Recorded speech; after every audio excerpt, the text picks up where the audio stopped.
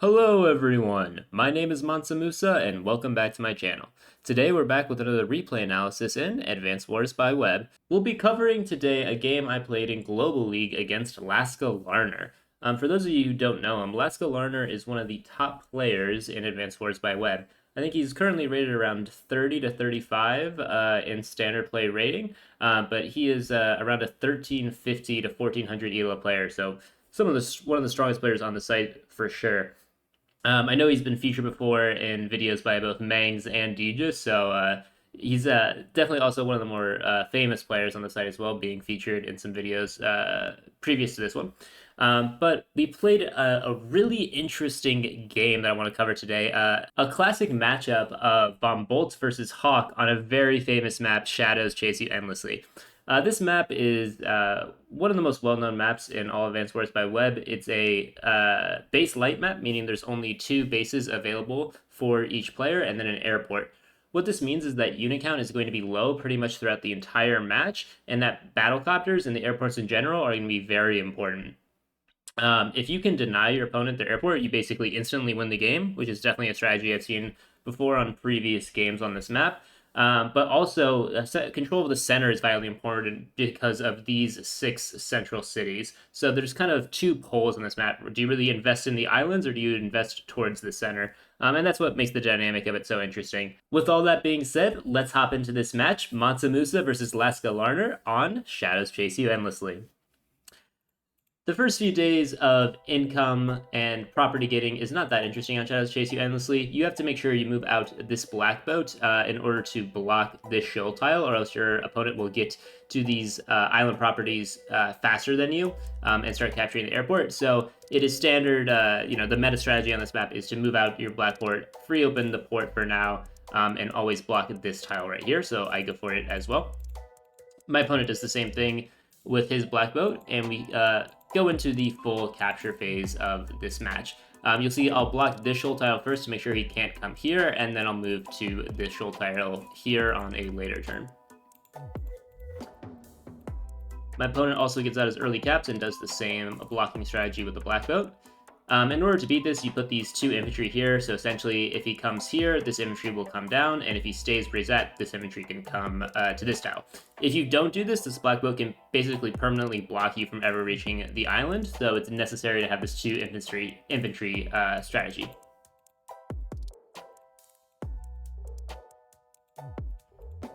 Continuing with the caps, my opponent moves out to get some of these center properties and sends one of his infantry up to the island property. And I also get some caps across the board here, and I believe I send both of my infantry.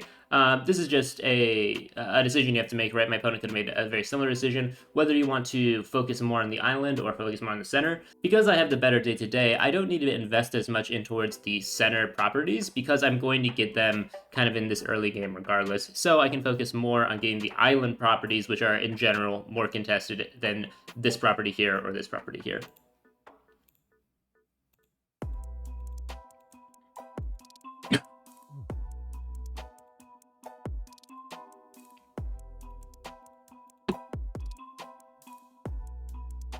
My opponent goes ahead and builds a tank on this space in response to my tank here. Again, these are probably going to go towards the center and start putting pressure on these middle cities.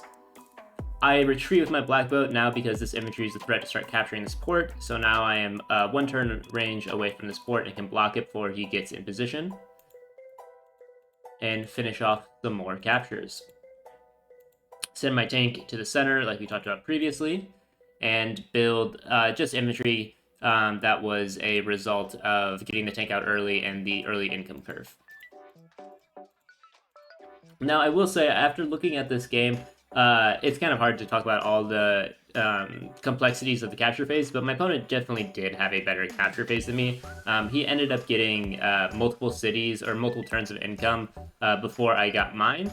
So I kind of need to learn how to do this map better in terms of income, but I probably lost around anywhere between 5,000 and 10,000 worth of total income over multiple days because of my bad capture phase.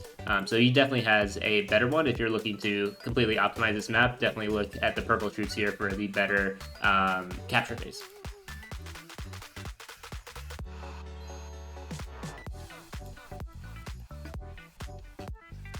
Getting to my turn, I'm also starting to threaten this port to move his black boat away. I start these central cap. His tank is in range, but my tank guards it, and my tank is going to get a much better engagement if he chooses to fight there. And I go out actually and fully sit on the city, and I'm doing this for two reasons. One, I want to block his infantry. No infantry can capture it now, but I want to block in the later terms his infantry attacking or capturing the city. And also, while I am in range of this tank, it is a really bad trade if he goes for it. It will basically do equal damage. It'll be like around 7-7, I believe, if he goes for this attack. And that's just not favorable for him, so he's not going to do it. So this is allowing me to get the positioning I want without ever taking really any risk for a potential attack. I build a second tank to respond to his. And I also build a recon. Part of this was a funding decision, but also part of this is to draw his attention of his tanks, right? Because one aspect about this map is because of the roads and shoals, it's very easy to get recons from this base to the island very quickly. So if he wants to start capturing specifically these two properties, but maybe even this one and this one as well, this recon can become a huge nuisance, and he basically has to respond by sending one of his tanks up north or by building a tank on the base. On this base here on this turn and sending it north on his next turn. So he goes out and gets some more infantry captures, sends more infantry up to the north, and like I said, sends his tank to respond basically to this recon. My opponent builds 2 infantry and a battlecopter. Like I said before, battlecopters are going to be incredibly important on this map just because of unit count reasons. And generally, Von Bolt has slightly better battlecopters than Hawke, but Hawke's battlecopters are still incredibly strong. They still have plus 10 attack, so he wants to be building them as often as possible. He also retreats the black boat to again respond to his infantry, potentially capturing the port, and it is my turn. I get my central city caps. Continuing this capture phase, move out my recon to this city here. It's still putting pressure on these two cities to the north, but it's also centralizing it for potential captures in these southern central cities, and also just as a potential walling tool later on. I start this capture and then go for the interrupt on the city, knocking his infantry down to 4 HP. And this may seem like a bit of a weird move, right? Like, I'm allowing a full HP tank to go into the city and attack my tank on the plane, and that will definitely do a lot of damage. It'll probably be an 8-5 trade, but my methodology for this entire game, one, I have this tank to come in and reinforce, which I'll move out, but my methodology for this entire game against Hawke is battle, battle, battle. I do not want a stall game at all. If I play a stall game, I will guarantee lose. There was a really famous match, or not famous match, but a really highly watched match for the #1 standard rank on the entire site a few weeks ago, or perhaps even a few months ago, which was Random Ways versus Laurencia.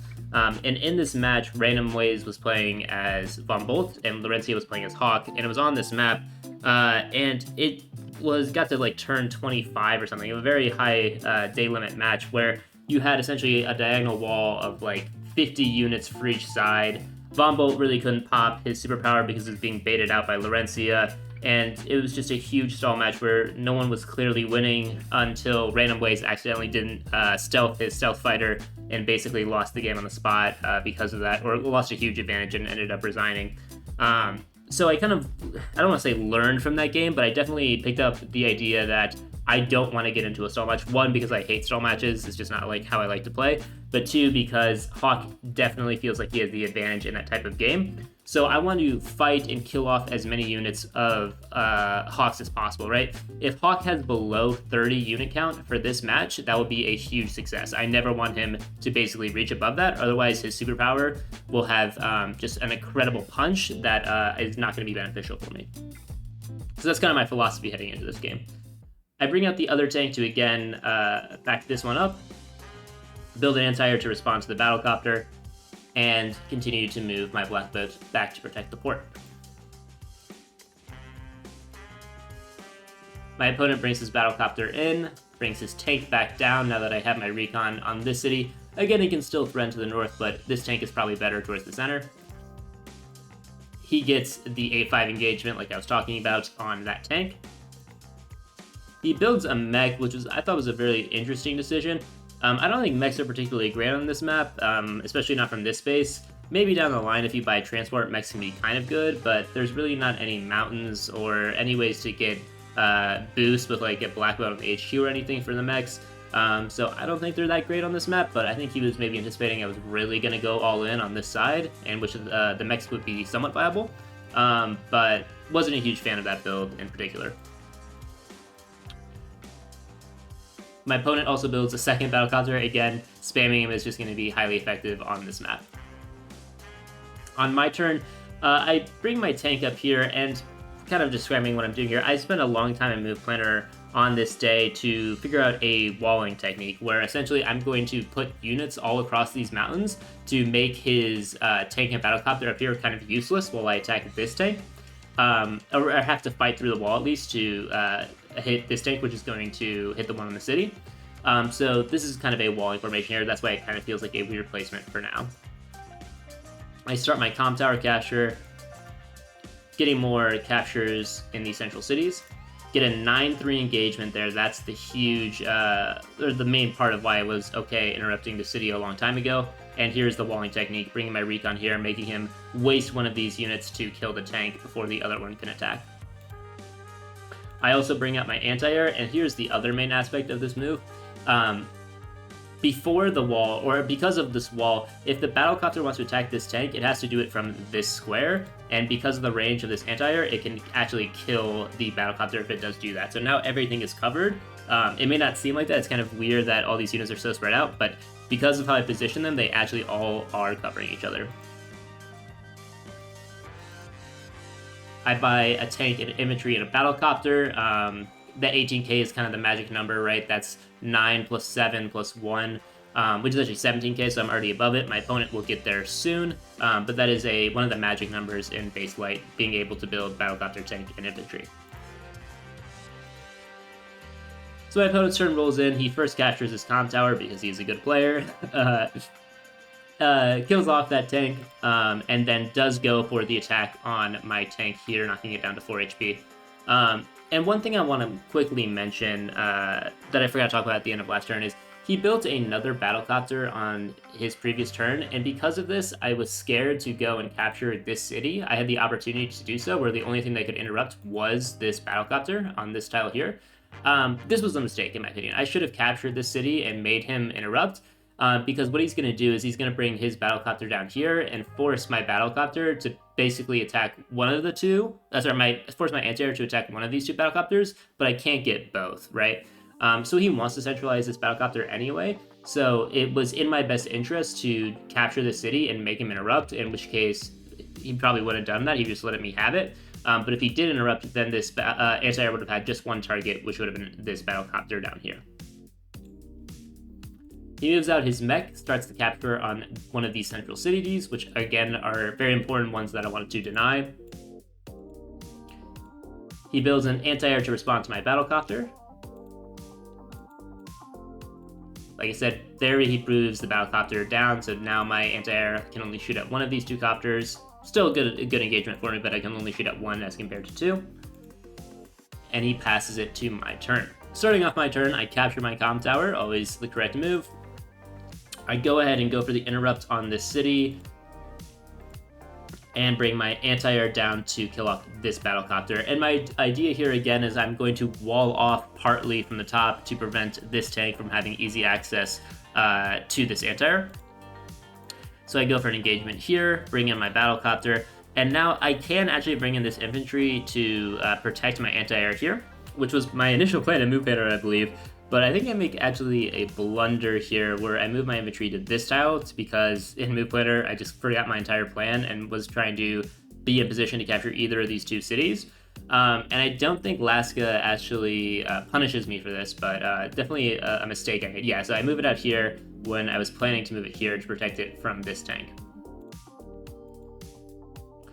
But I bring in another tank anyway, so even if he does go down to attack this anti-air, my tank will then attack his tank and be favorable trade for me. And I build another anti-air now because I'm scared that this one's going to die, and I'm going to need a bunch of anti-air anyway to take down these battlecopters. Build a tank as well. and I pass my turn to my opponent. Also, as you can see, although I have some of these center properties and Laska doesn't, his capture rate on the island is just much better than mine. Like, he's getting these 2 cities where I haven't started any of mine yet. And his capture of his top island is slightly ahead of mine. It's honestly pretty equal, but he's also capturing this one before me. So his capture phase, like I talked about earlier, is just slightly better than mine. Albeit he doesn't have some of these center cities, but I was fighting hard for them. That was my main goal. So he does have compensation for not having as much of the center.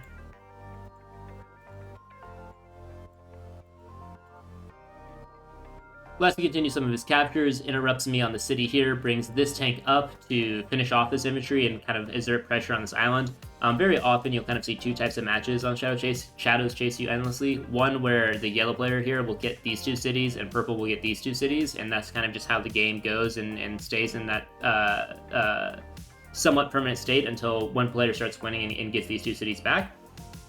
Or you'll see the other variation of this game where they just completely capture the islands independently. So yellow gets this entire island, purple gets this entire island, and then the fighting takes place more in the center. And I believe that's the type of game that this match is going to go to. He really kind of fully commits on making sure he gets this island, sending 2 tanks to the north. I don't necessarily fully agree with this. Yes, my army down here in the south is very dangerous, but I only have 1 infantry up in the north. So maybe a bit of a slight overreaction there. He's going to want to get these cities eventually in the middle, so I think it's more important to kind of fight for that, but there may not have been a great entrance for him that he liked, so he just decided to go to the north. He brings the battlecopter in position to stop any more aggression I have, while also being out of range of this anti-air. Starts some captures down in the southern island, and builds a tank and an artillery.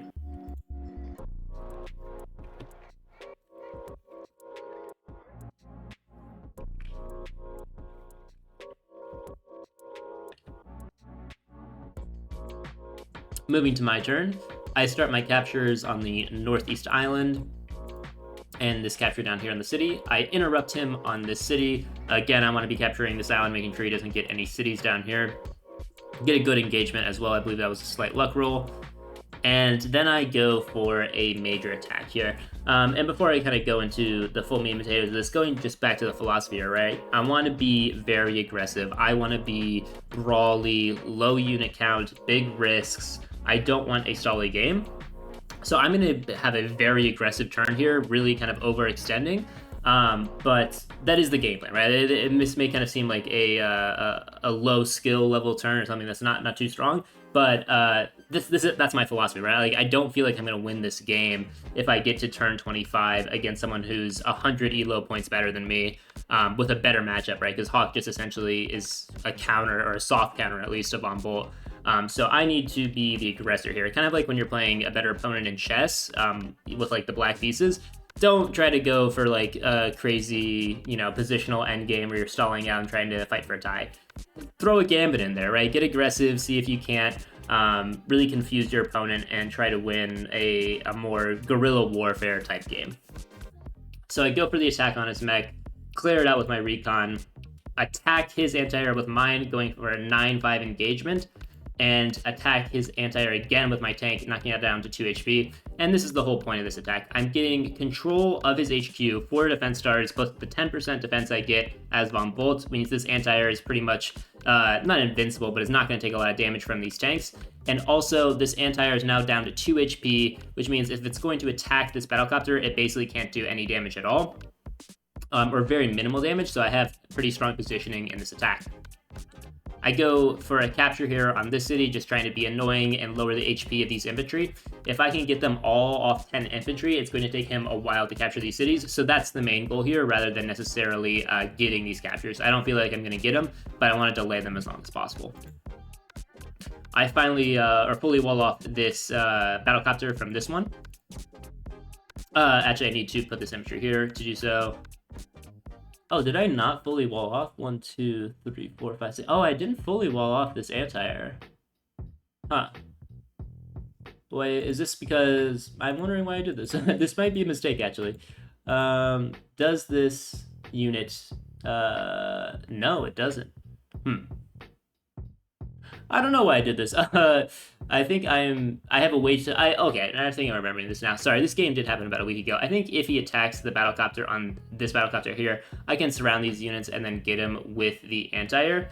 And also, there's no other, this is the other main reason why it's important. There's no other unit here, because the tank's not in range, to interrupt this capture of the city, other than the battlecopter. Unless he starts killing some of these central units, because he can't go through here.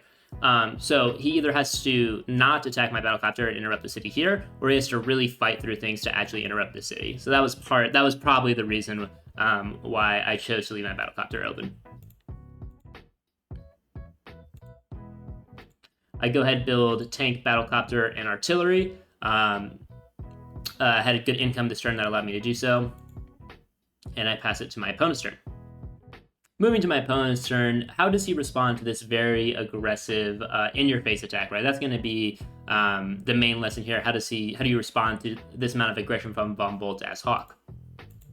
So he goes out, gets the initial attack, 2-7 there, sacrifices his anti-air, which I don't think he was trying to do. I think there was a chance that stayed at 1 HP, and then he was going to try to heal it back with Black Storm, but does do some damage to my battlecopter. He goes for these engagements on the anti-air, allowing it to barely live 1 HP on the HQ. That's great for me because this tank can now fully come in and attack this tank on the HQ. So that was another, I think, fortunate roll for me. He does go for the full kill of this anti-air, allowing me to get this city, and now he is going to kill off these infantry units as well. Again, I'm just trying to injure his own infantry in the area, not necessarily get these cities.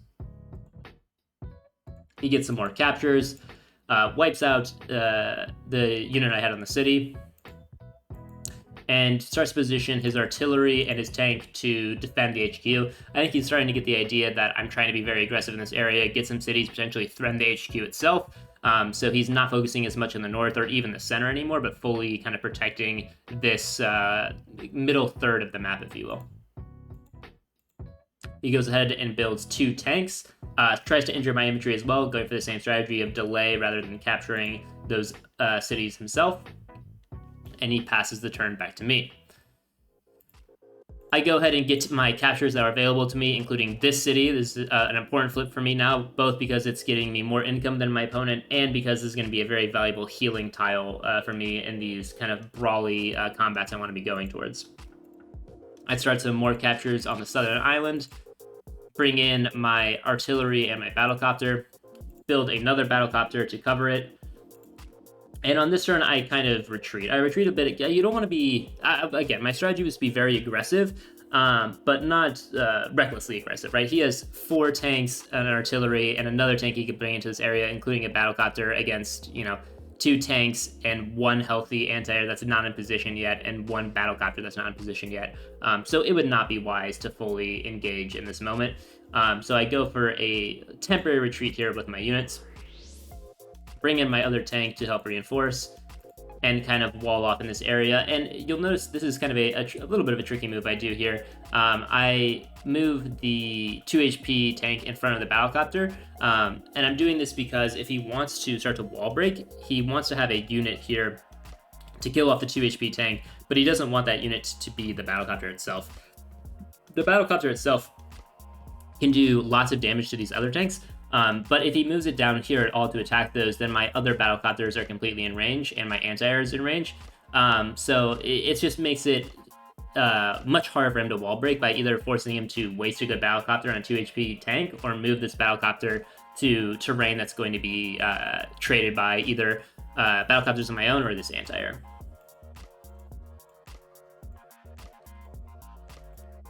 Moving to my opponent's turn, he struck some more captures. Brings the tank on the city here, kind of to threaten this a little bit, but he's ultimately going to move it off to start this capture here.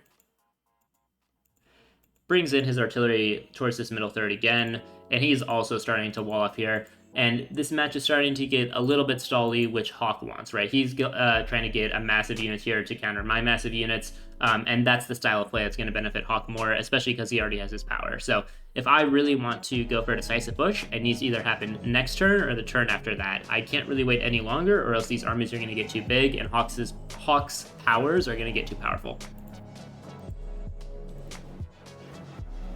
Moving to my turn, I continue finishing off this island in the northeast. Bring my units in, start to heal this anti-air back up to 3 HP. A 1 HP anti-air is not that useful, but a 3 or 4 HP anti-air can be very useful. It's one of my favorite sayings, going back to some of my other videos. Low HP anti-air, very helpful, just not 1 HP. So need to go back and heal it a bit. Bring in my battle copters. Heal this tank as well. Healing to units as Von Bolt is kind of a double-edged sword against Hawke, right? Like, he's going to do global damage, so it's not as valuable. But I do want to have overall stronger unit count than Hawke, right? If I allow him to get a higher unit count than me, I've basically lost. So I do want to keep these units alive and really threaten his. The fighting curve is starting to get higher for both players here, so I go ahead and build a Neo tank from my northern city. This threatens both the tank push, basically invalidating it in the north, and also I can kind of feign it by moving to this city here, or around this city here, feigning the north, and then also having full access down here to the southern attack that I'm going for. I wall off one more turn down here in the bottom third of the map. I won't go into this wall too much, but it's safe to say it is very strong. There's not a good ways to get through it. The main reason being is that these two battlecopters are out of range of both the anti-air and this battlecopter here, so it's very difficult for him to actually kill this tank on the forest there. Start some more captures on the island, and I pass it to my opponent. My opponent moves his tanks down to the south, both running away from the Neo tank and realizing that my army is staying in the bottom third. Starts the captures on these two cities here and moves his battlecopter down. My opponent continues to try to wall off more, builds a medium tank in response to my tanks. It's a great move. I have 4 healthy tanks here and a Neo tank that's just not in range quite yet, so a medium tank is a good buy. And he passes it back to me. This is the turn I believe I go in, so I capture my last city there in the northeast, capture these 2 cities here. He did have opportunity to interrupt these 2 cities, but then it would have diverted the necessary defense he needs for his HQ, so I think it was smart not to do so. But like I said, this is the turn I go in. So I start with an attack on his tank with my battlecopter, finish it off, go for the tank on the HQ itself, somewhat sacrifice this tank here to knock it down to 4 HP, bring in this tank to finish it off, bring in this tank to knock this tank down to 1 HP. There was a slight chance, I believe, in move planner for this tank to fully die, in which case I wouldn't need to bring in my recon to finish the job, but because it didn't, I do have to do that. And then this is kind of the crown jewel attack, being able to bring in my anti-air to destroy my opponent's battlecopter. So on this turn, I was able to kill 2 tanks and a battlecopter while also getting control of the HQ for defense reasons. And at the same time, kind of walling off my units here. This is a pretty strong, what I call a battle wall, right? Where you're fighting, you're getting units, but also walling at the same time. That's what some of the best players do, and I think I was able to do that pretty effectively here. I won't say this was necessarily misplayed by Laska by allowing this type of turn for myself, but I was able to find kind of the strong positioning here. That being said, though, he's going to have a very good response to this. This artillery is going to rain havoc, and his medium tank and other tanks are now perfectly in range to do a great response back to this turn. So I go ahead and finish off this infantry here, bring in these infantry up from the south to apply more pressure. Bring in my anti-air to now heal on this city. This is the power of getting the city. It's in range, but it's also healing my units. Bring in my tank and my artillery, and start to bring my Neo tank to the south. Build another battlecopter, an anti-air, and another infantry. Reason I'm building an anti here, just talking about that briefly, is that both of these anti-air, this one's definitely going to die, and this one's low HP, so you just always need to have a full HP anti-air, especially on baseline maps. So we go ahead and get to Laska's turn. We see that Black Storm is almost available for him. He just needs a few engagements to get it, and we'll see how devastating this counterattack is going to be. Kicking off the turn, Laska goes ahead and kills my battlecopter with his anti-air, allowing a tank or medium tank to go in and attack my artillery. Finishes captures up to the north, goes ahead and goes for that artillery hit, and pops Black Storm. Probably one of the most devastating superpowers in the entire game, to be honest. She gets 2 HP of global healing and does 2 global damage to all my units. It's Winter Fury, but better. Incredibly strong power. It's what makes Hawke viable in Tier 1. He goes for the artillery hit on, I believe, what was that? That was the anti-air. goes for the medium tank here on the tank on the road, killing it off. Uses the battlecopter to open up more tank hits here by killing off the infantry. Finishes off the anti-air on the city, knocks this tank down to 2 HP, and kills off the recon. He goes ahead and builds an infantry from this base and a bomber, which is an incredibly strong unit and just basically a response to this Neo tank. So building this anti-air was definitely needed on the last turn. I'm very glad I did this now because it's going to respond to this bomber. But I actually need to build a second anti-air now because you need at least 2 to fight off a bomber, because if the bomber gets to first strike the anti-air, it will win that engagement. Moving to my turn, and we can do a quick check-in on some of the stats here. So I have a 3k income advantage over my opponent because I control these center cities, so that's going well for me. We have a roughly the same unit count at the start of my turn, so that's going well for me. But my opponent has a 30,000 income lead advantage over me, and this positioning down the south looks terrifying, right? He has medium tank, anti-air, 2 more tanks, battlecopter, artillery. Basically, his entire army sans this bomber here against just the scraps here I have in the area. So I'm definitely in a very scary position. Quickly talking, before I get into this turn, about something that's very important here to recognize, which is that I have my superpower ready here, my Ex Machina. And LaskaLarnar was very smart. When he went into Move Planner, he was able to bait out this Ex Machina to hit the tank and the bomber here. So if I popped it right away on the start of the turn, these are the 2 units that would have hit. And while it would have done global damage, so 3 damage to these units, 1, they would have healed it back on these respective properties, and 2, the fact that they couldn't move isn't as valuable as attacking or paralyzing any of the units in kind of this main front. So that's why he moved the tank on the city to kind of bait out this Ex Machina. But I do have a response for this, so I went in Move Planner for a while on this turn and figured out this turn. I move the tank and battlecopter out of the range, which now allows the Ex Machina to hit these 3 units because the self-damage it would have done to my own units was the only thing preventing it from attacking here rather than up in the north. I move my infantry out of the way as well, and I pop my Ex Machina. Now it attacks down here in the south, paralyzing these 3 units and doing significant damage to them. And this is especially strong too because the anti-air is paralyzed, I can use this battlecopter and this battlecopter, one, both as strong attacking tools, but also as permanent walls because he's not going to be able to go through them.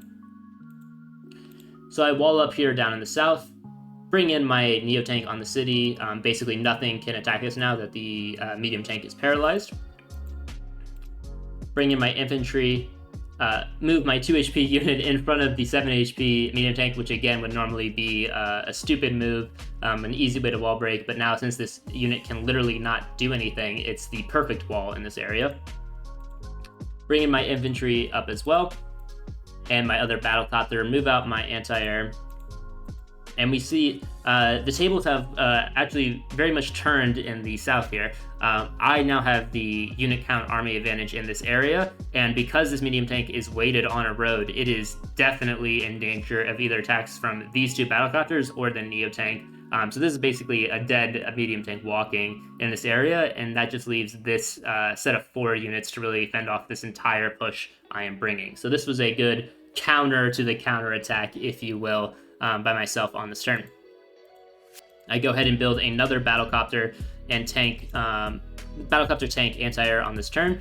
And one thing you should notice about this map is the south here is really my strong side for one main reason, is that this anti-air is always in 2-turn range of the battle of the HQ, right? And so is this base, right? So while his base is going to be in 1-turn range here or 2-turn range here, that's at max 2 bases that can protect this area. Whereas I can get a anti-air, I can get an airport, this base, and this base if needed, right? Because this is only 3-turn range away from the fights in this area to outnumber him in this part of the map. So the HQs are on your opponent's strong side. So if he wanted to go for an HQ push of mine, he would be doing the same thing, bringing his airport units down here to attack my HQ as well. Moving to my opponent's turn. He brings down his bomber to start protecting this area, moves his infantry to protect the HQ, builds a Neo tank of his own to defend his medium tank. That's how he's choosing to defend it, and really essentially starts to wall up as well as he can down here in the south. He brings his infantry out to potentially put pressure on these cities here. The constant stream of anti-air I'm building is kind of acting perfectly as the fan I wanted it to, right? As I build these anti-air, it's stopping these infantry from getting too aggressive, but ultimately they're going to go to the south to really address this bomber. So that's working pretty much perfectly to plan in my own head. He brings his tank down now that its job as a decoy didn't work to, again, try to protect this southern area. On my turn, I go in for another major attack. I wipe out his infantry on the HQ, attack his tank with my battlecopter on the HQ. And again, there's going to be pretty much nothing to kill this because I'm going to wipe out the anti-air on this turn. I go in for the attack, Neo tank on his medium tank, one-shotting it. I sacrifice the 1 HP tank here to get perfect chip damage to make sure that this engagement is fully a kill. And then I start capturing this city here and wall off my units even more, bringing in an artillery and more infantry to try to prevent as much as possible any chance of this Neo tank attacking my own. And if he does choose to do that, trying to make it as painful for him as possible with counterattacks on his Neo tank. I bring in my anti-air and another tank, and you can see just how scary this attack is really being. This city is under threat, the HQ is under threat, this city is potentially under threat, and a base lock is potentially under threat, all in this area. So he really has to respond to this right now. He has basically no choice of counterattacking, sending these infantry out here, focusing anything on the north, because the south is just the heart of this match, right? Either he's going to defend this or he's not, and the game's going to be decided there. So I have successfully been able to make the game on my strong side. I bring out more infantry and a tank, another battlecopter and tank. Again, it's going to flood in just like the other units have been, and a recon to address the infantry swarm up here in the north. My opponent goes to his turn, is able to kill off some infantry, sacrifices a tank on my own tank to clear out the way for the Neo tank attack, which is what he's going for.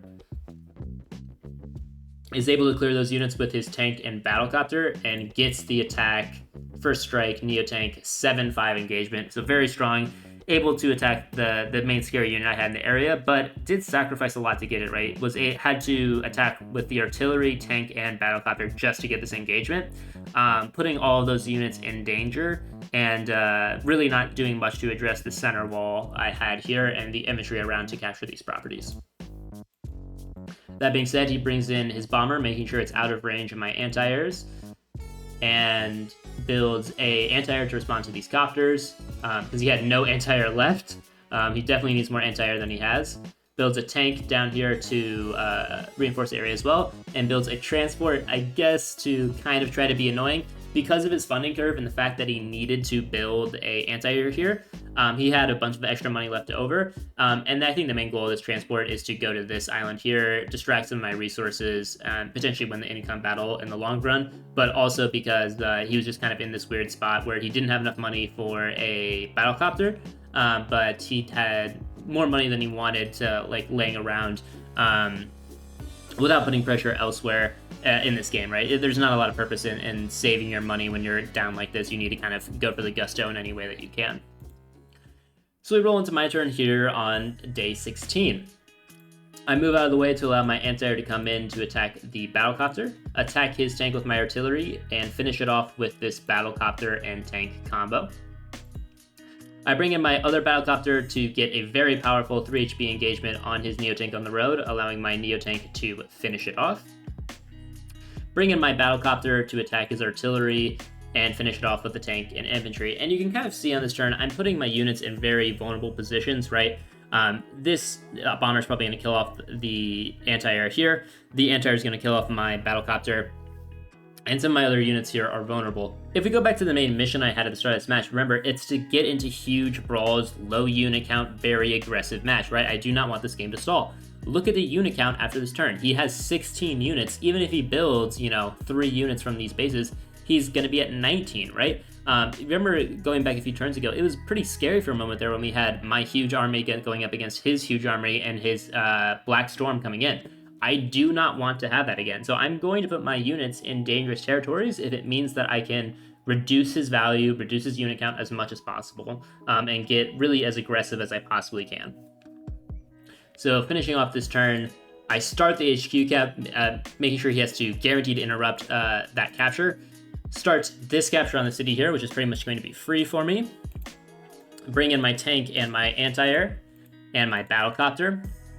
Move my recon here to kind of respond to this T-copter. From this position, it can have good coverage of both this city and protect the Northeast Island.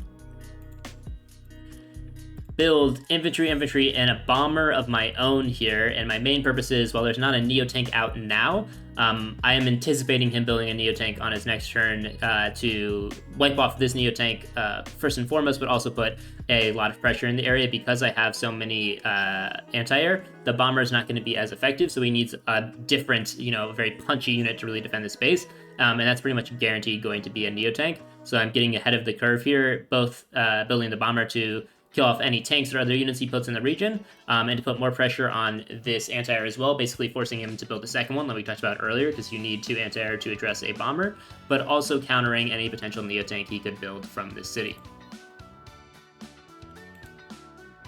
My opponent goes into his turn here, kills off my battlecopter, knocks out some more infantry, opens the HQ up to being interrupted, takes out my anti-air here on the forest with his bomber, gets more tank engagements, and he sees just barely below his Black Stormer mount here. Builds a medium tank from this city, again, pretty much forced here, but builds an anti-air as well. So this is a really good move, right? He doesn't build a Neo-Tank because he needs some money to build both a very strong punchy unit to deal with my Neo-Tank and tanks here, but also an anti-air to respond now to my bomber and battlecopter swarm. So this is probably the most optimal builds he could have done on this turn. As we roll into day 17 here, I'm going to be honest, if you look at the day count here, you can see that I only have 9 days of real time here compared to Laska's 28, which basically means I have been spending a lot more time on this game than Laska. And to kind of give some perspective there, I believe he was playing like 6 or 7 different matches at the same time here, so I'm sure this one wasn't the highest focus for him, especially because I was a lower rated player than he was, and also because he was in some tournament matches. So I had just recently got knocked out of the Mariner Cup, so I was really focusing on this game.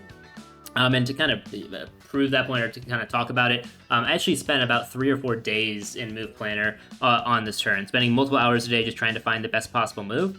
And the reason why I did so is because every time I did it, I just found a better and better turn, to the point that I had thought I had guaranteed actually a win on this turn. And we'll see there that I wasn't entirely accurate, but if you kind of look at the score position, if someone, one of the Grandmasters or something wants to look at this, I'm pretty sure you can actually guarantee a win from this position, if I had done some slightly different moves.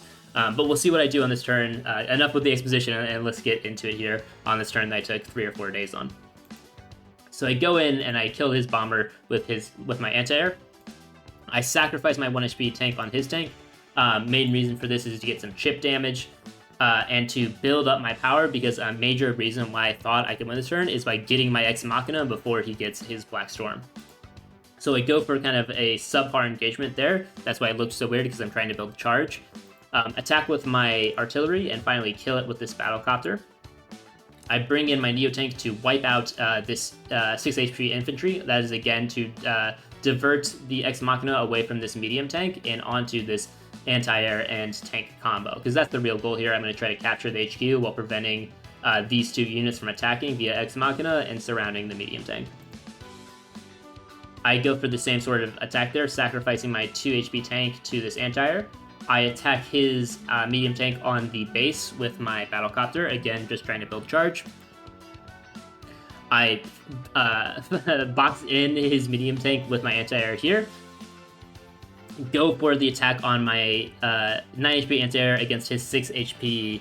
9 HP battlecopter against his 6 HP anti-air, which normally would be suicide, but does give me enough charge. But that is actually the mistake that cost me the guaranteed win.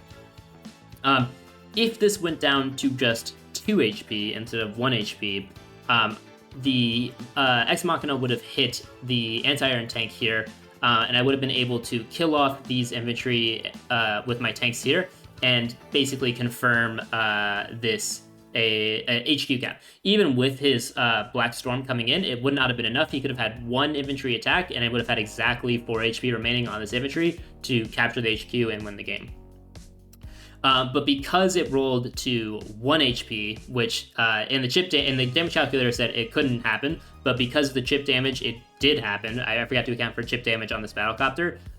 The Black Storm, the Ex Machina is actually now going to hit on the medium tank here, so I lost like the guaranteed win. I was even considering moving this bomber here to attack his Blackwood on the port just to build charge. I don't need to do that now that this engagement went so poorly for me. But this is kind of going back to the point that I spent so many days really just trying to figure out this turn. So I was pretty devastated when I saw that. I thought I almost lost. Obviously, that's not true. You know, I'm still in a great position. But I definitely lost the instant win that I thought was going to get me this match. So that being said, though, I do finish off the turn. I kill off his anti-air. I kill off the infantry. This was all stuff I was planning to do. But instead of going for that engagement on the Blackboat, I just bring my bomber up because I already have enough charge for my Ex Machina. I capture the HQ again with my infantry, pop the Ex Machina just to attack here on the base. And this is still a really good Ex Machina, right? Because this medium tank is boxed in, and now it can't even attack to try to work its way out. And there's no unit that can feasibly help here besides this tank interrupting or killing off the anti-air. But this tank has bigger fish to fry with the infantry on the HQ. And also because this medium tank is now weighted, there's no point because it can't move anyway. You're going to be base locking yourself. The only real way to kind of get out of it is to delete this unit and build like a Neo tank or something. But when you're in such a bad position as he is from unit count and unit value standard point, you really don't want to be doing that. So I combine infantry here to protect this cat, make sure he can't fully interrupt it or do so as easily. And bring in my infantry, bring my recon up to address this northeastern property, just being extra safe. Build a Neo tank and anti-air. Again, my funding curve allowed me to do this. This is why having the income advantage is so important. So this is kind of the death nail in itself, just looking at this unit value and unit count, even though I wasn't able to guarantee a win here. And we go to Laska's turn. And because I wasn't able to get the instant win here, I did plan in Move Planner what his best response would be, and I'll kind of share that now. With moving some of these units here, he could have had his tank and his anti-air clear out my anti-air here and had these two infantry interrupt this city fully with his Black Storm. So it could have interrupted this HQ cap fully and kind of forced me to start from square one. But other than that, those units would have fallen on my next turn anyway. The medium tank is still weighted, and he's probably just losing in this position anyway. But he could have stopped the HQ cap and fought on for a few more days. That being said, though, in this position, LaskaLarnar does in fact resign the game. So I do go ahead and win this match. I just want to talk about it real quickly. First of all, I want to say what a great match by Laska. You know, when I got this matchup, I was super excited. One, because I was facing such a high-level opponent and someone who's I've seen how well they've performed in some of the other videos, like I said, by Mangs and Degis. So I was really excited to get this match. I was terrified then once I saw the matchup was Von Bolt versus Hawke, because, you know, I think Laska is still a better player than me, and he did have the matchup advantage. But I think at the end of the day, because I was maybe slightly more focused on this match, because, you know, Laska, I think he's in a final match right now against, like, Rip in the Smacky Cup, so he definitely has some bigger fish to fry than just one random Global League match against me. But it was a super fun game, one where I was able to prove how just pure aggression with Von Bolt can actually counter Hawke on this map, and how focusing unit count down and not allowing a stall a game can really win this match. But again, great game to LaskaLarnar. I look forward to some of our future matches that we may play. I'm sure we'll be matched up again someday. That being said, thank you guys so much for watching. My name is MansaMusa, and remember, Ex Machina is an OP superpower. Bye, guys.